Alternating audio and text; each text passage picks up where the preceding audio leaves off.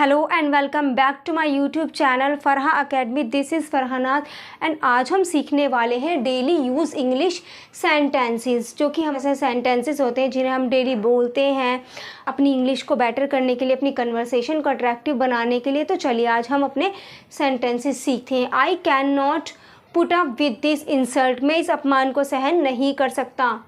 I boarded a wrong train in haste, मैंने जल्दबाजी में गलत ट्रेन पकड़ ली।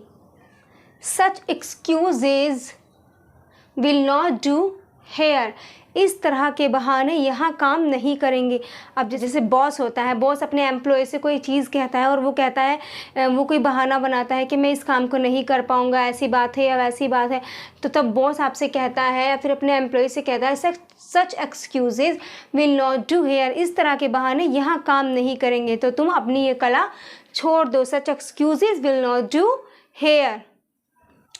हमारा फोर्थ सेंटेंस है I am not on speaking terms with him. कोई इंसान है आपकी जिससे थोड़ी सी डिबेट हो गई है, बहस हो गई या फिर थोड़ी लड़ाई वगैरह हो गई, आप उससे बात नहीं करते, तो फिर इस तरह के सेंटेंस को आप इंग्लिश में कैसे बोलेंगे कि भाई मैं उस इंसान से बातचीत में नहीं हूँ, मैं उस इंसान से राब्ते में नहीं हूँ, मेरी उससे बात नहीं होती। आई am not on speaking terms with him, मैं उससे बातचीत में नहीं हूँ, मैं उससे बातचीत नहीं करता। हमारा फिफ्थ सेंटेंस है this idea did not strike मी। आप हैं और आपके फ्रेंड हैं, आप लोग किसी चीज़ पे डिस्कशन कर रहे हैं, कोई काम आपको करना है और आपको कोई अच्छा सा रास्ता नहीं मिल रहा, कोई अच्छा आइडिया नहीं मिल रहा, तभी आपका फ्रेंड कोई आइडिया बता दे, तब आप हिंदी में कहते हैं ना कि अरे ये विचार तो मुझे सूझा ही नहीं, ये आइडिया तो मुझे सूझा ही नहीं, तो तब आप इसको इंग्लिश में कैसे बोलेंगे? This idea did not strike me, ये आइडिया तो मुझे सूझा ही नहीं। हमारा सिक्स्थ सेंटेंस है she put me off with a lame excuses, उसने बहाने बनाकर मुझे टाल दिया। आप किसी इंसान से कोई काम कहते हैं, आपका बहुत ज़रूरी काम है और उसको वो काम करने में बिल्कुल भी इंटरेस्ट नहीं है, वो आपका वो काम करना ही नहीं चाहता, तो वो आपको बहाना बना के टाल देता है। फिर आप किसी दूसरे को बताते हैं कि यार उसने मेरा काम किया नहीं, उसने मुझे बहाना बनाकर टाल दिया, तो तब आप कहते हैं she put me off with a lame excuses. शी मर्जी है कि आप शी का यूज़ करते हैं या ही का यूज़ करते हैं। He put me off with a lame excuses, she put me off with a lame excuses, उसने बहाने बनाकर मुझे टाल दिया।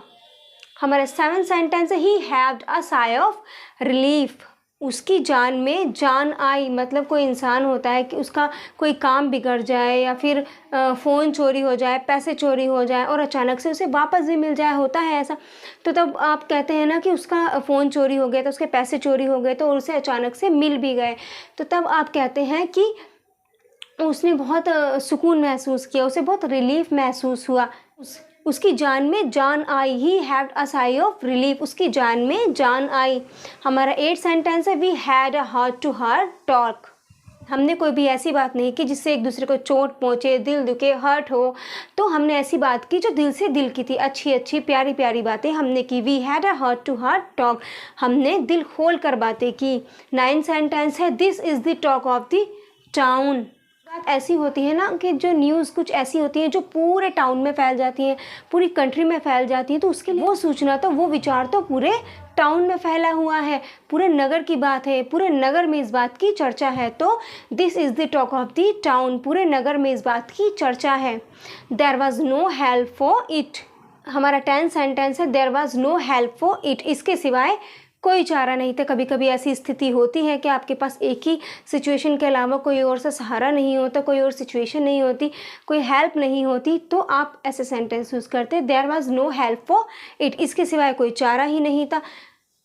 तो ये थे हमारे आज के top 10 daily use English sentence. I hope आपको वीडियो अच्छी लगी होगी, यूज़फुल लगी होगी। If you like it, do like, share, comment and subscribe to my channel. Thank you.